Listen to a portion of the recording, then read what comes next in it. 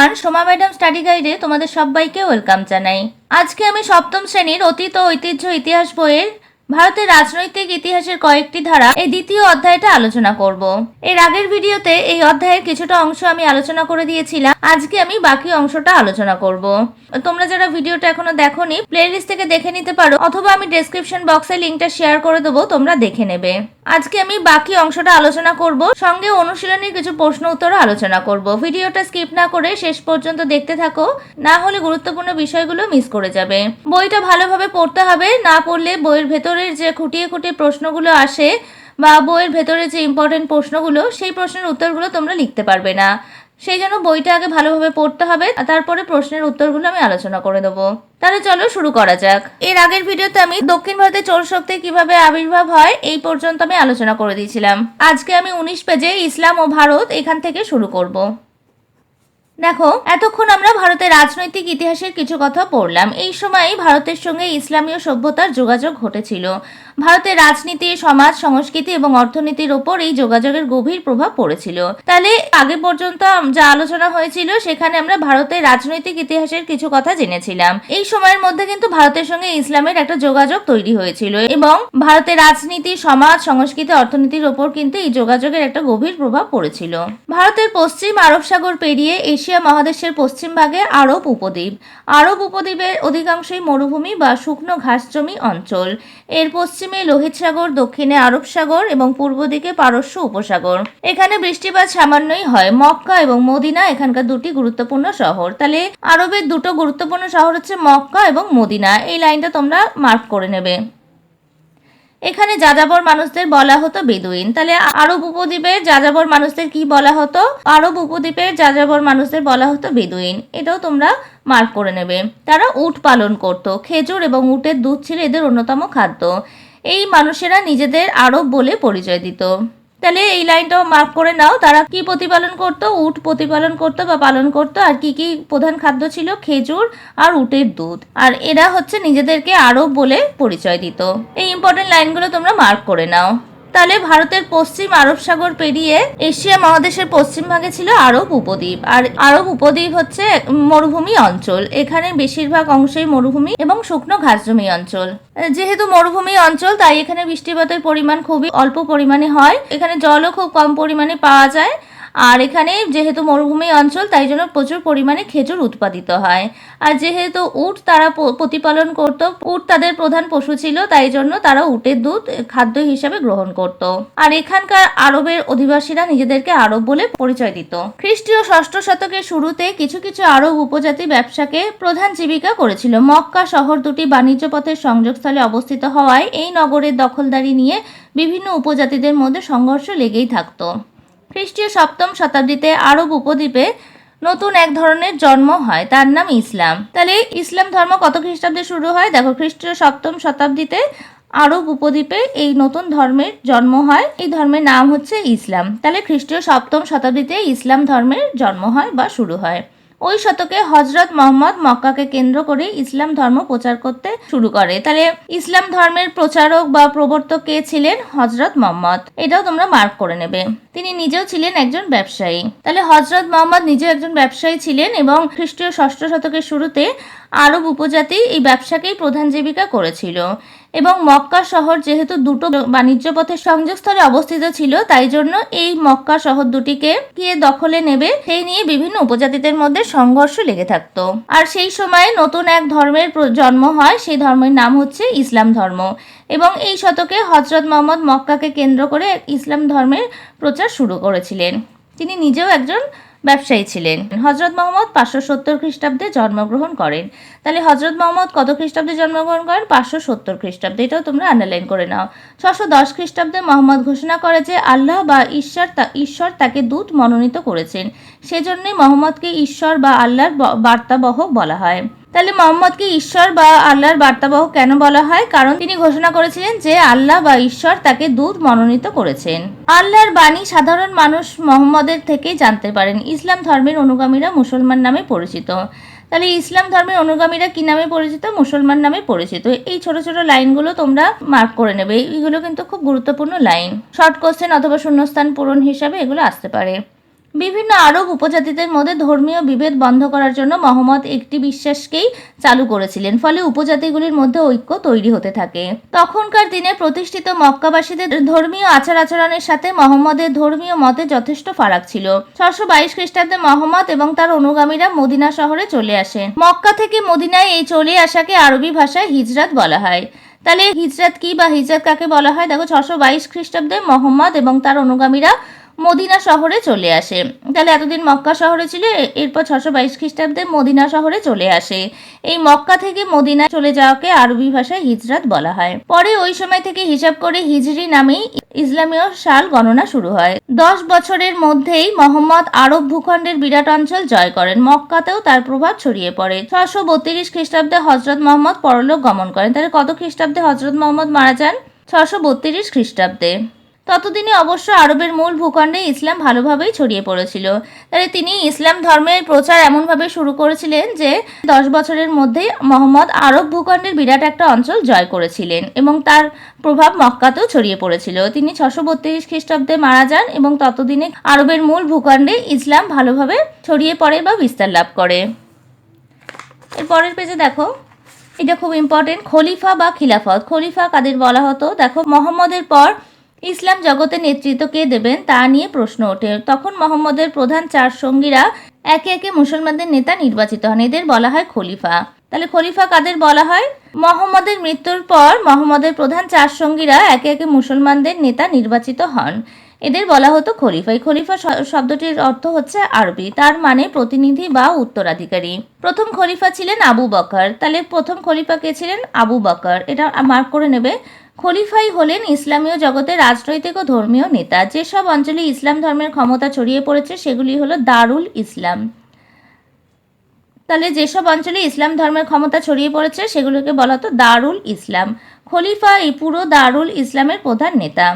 তাহলে যেসব অঞ্চলে ইসলাম ধর্ম ছড়িয়ে পড়েছে সেই সব অঞ্চলগুলোকে বলা হতো দারুল ইসলাম, আর এই দারুল ইসলামের প্রধান নেতাই হচ্ছে খলিফা।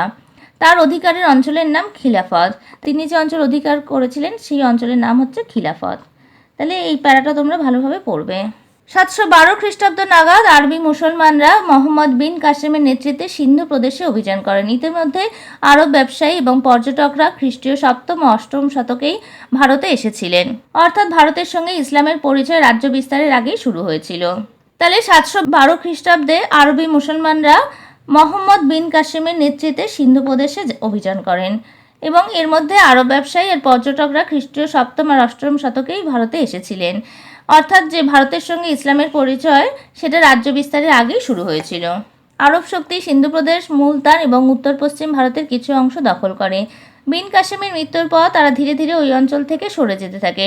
আরবরা 9ম শতাব্দীর শেষের দিকে ভারতে অভিযান বন্ধ করে দেয়। তাহলে সিন্ধু প্রদেশ, মুলতান এবং উত্তর পশ্চিম ভারতের কিছু অংশে আরব শক্তি দখল করে। যেহেতু বিন কাসেমের নেতৃত্বেই তারা সিন্ধু প্রদেশ অভিযান করেন, তাই তার মৃত্যুর পরে ধীরে ধীরে এই অঞ্চল থেকে সরে যেতে থাকে। আর 9ম শতাব্দীর শেষের দিকে ভারতে অভিযান বন্ধ হয়ে যায়। আরবদের পর আরেক মুসলমান শক্তি তুর্কিরা ভারতের সম্পদের টানে ভারত আক্রমণ করতে উদ্যোগী হয়। খ্রিস্টীয় 11শ এবং দ্বাদশ শতাব্দীতে গজনী সুলতান মাহমুদ এবং ঘুরের শাসক মুইজউদ্দিন মোহাম্মদ বিন সাম বা মোহাম্মদ ঘুরি, এই 2 তুর্কি শাসক ভারতের উপমহাদেশে বিজয় অভিযানে আসেন। আরবদের অবসানের পর আরেক মুসলমান শক্তি ভারতের সম্পদের টানে ভারত আক্রমণ করতে উদ্যোগী হয়। সেই শক্তি ছিল তুর্কি। তাহলে তুর্কি কবে ভারত আক্রমণ করে? খ্রিস্টীয় 11শ এবং দ্বাদশ শতাব্দীতে। তাহলে গজনীর সুলতান মাহমুদ এবং ঘুরের শাসক মুইজউদ্দিন মোহাম্মদ বিন সাম বা মোহাম্মদ ঘুরি, এই 2 তুর্কি শাসক ভারতের উপমহাদেশে বিজয় অভিযানে আসেন। কিন্তু দুজনের উদ্দেশ্য এক ছিল না। গজনীর মাহমুদের প্রধান উদ্দেশ্য ছিল মন্দিরগুলি থেকে ধনসম্পদ লুট করে খোরাসান এবং মধ্য এশিয়া তার সাম্রাজ্যে তা ব্যয় করা।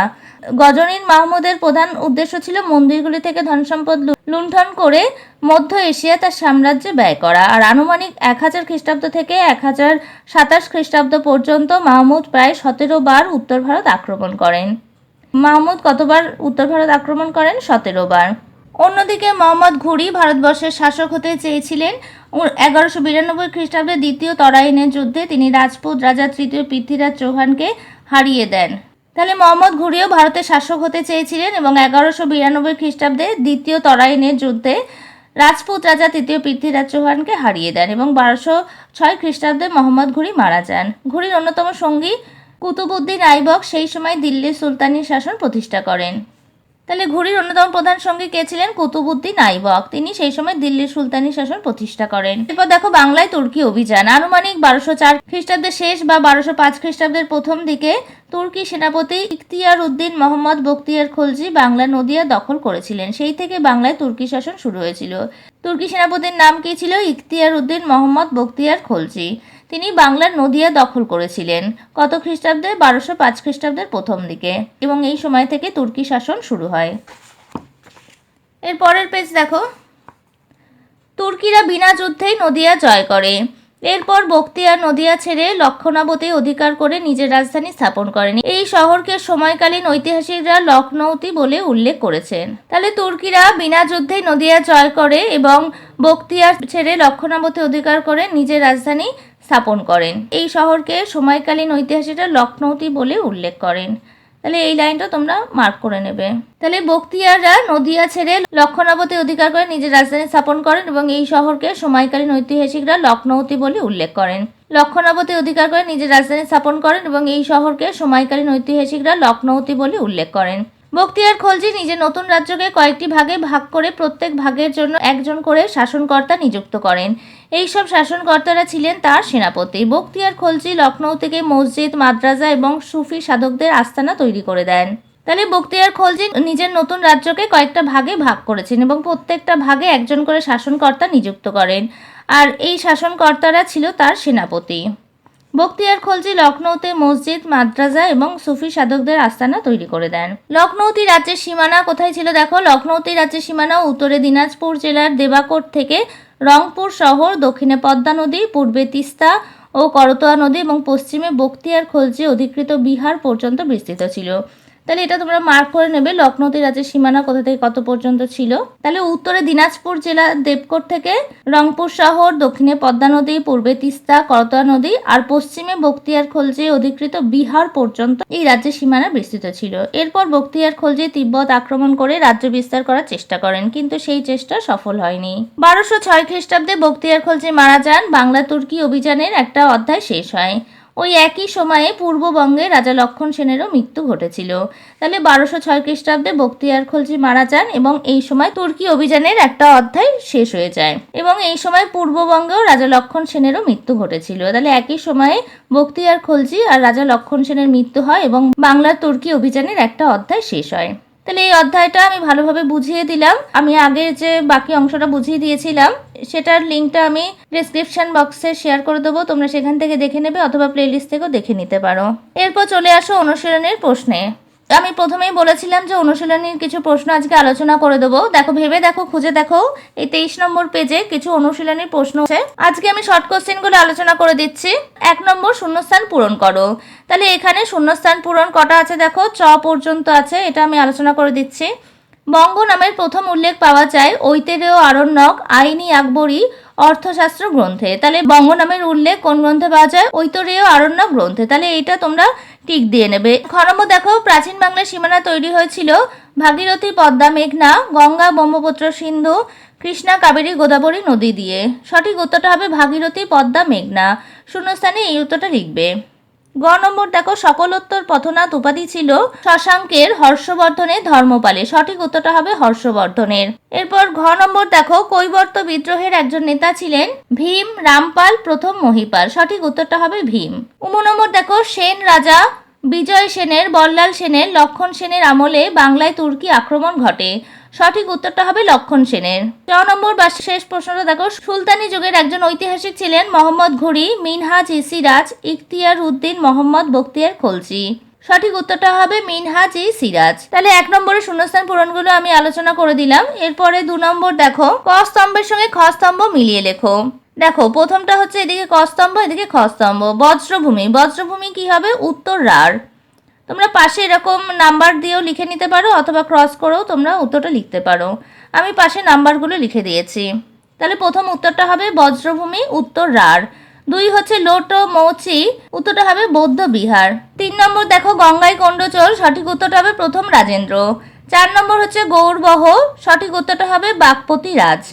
5 নম্বর হচ্ছে হরিকেল, সঠিক উত্তরটা হবে আধুনিক চট্টগ্রাম। 6 হচ্ছে কিতাব অল হিন্দ, সঠিক উত্তরটা হবে অল বিরুনি। তাহলে এইভাবে তোমরা পাশে নাম্বার দিয়েও লিখতে পারো অথবা ক্রস করে ম্যাচিং করে নিয়েও তোমরা উত্তরটা লিখতে পারো। তাহলে আজকে আমি 2 পর্যন্ত আলোচনা করে দিলাম। এরপরে বাকি প্রশ্নের উত্তরগুলো আমি পরের ভিডিওতে আলোচনা করে দেবো। সঙ্গে থাকবে আরো কিছু বইয়ের ভেতরের গুরুত্বপূর্ণ প্রশ্ন উত্তর। আমি এই অধ্যায়ের অনুশীলনের প্রশ্ন উত্তরগুলো আগে আলোচনা করে দিয়েছি, তোমরা প্লেলিস্ট থেকে দেখে নিতে পারো। আজকে আমি এখানেই শেষ করছি। আমার পড়ানো তোমাদের কেমন লাগলো আমাকে কমেন্টস করে জানাবে। আর পড়ার ব্যাপারে যদি কোনো প্রশ্ন থাকে তাহলে আমাকে কমেন্টস করে জানাতে পারো। ভিডিওটা ভালো লাগলে একটা লাইক করে দেবে আর একই ক্লাসের বন্ধুদের সাথে ভিডিওটা বেশি করে শেয়ার করে নেবে। আর আমার চ্যানেলে এখনো যারা নতুন, চ্যানেলটা সাবস্ক্রাইব করোনি তারা আমার চ্যানেলটিকে সাবস্ক্রাইব করে নেবে আর পাশে থাকা বেল আইকনটা অবশ্যই প্রেস করে নেবে যাতে আমি চ্যানেলে নতুন ভিডিও আপলোড করার সাথে সাথে নোটিফিকেশন সবার আগে তোমাদের কাছে পৌঁছে যায়। আজকে আমি এখানেই শেষ করছি, পরে দেখা হবে নতুন আরো একটা ভিডিওতে।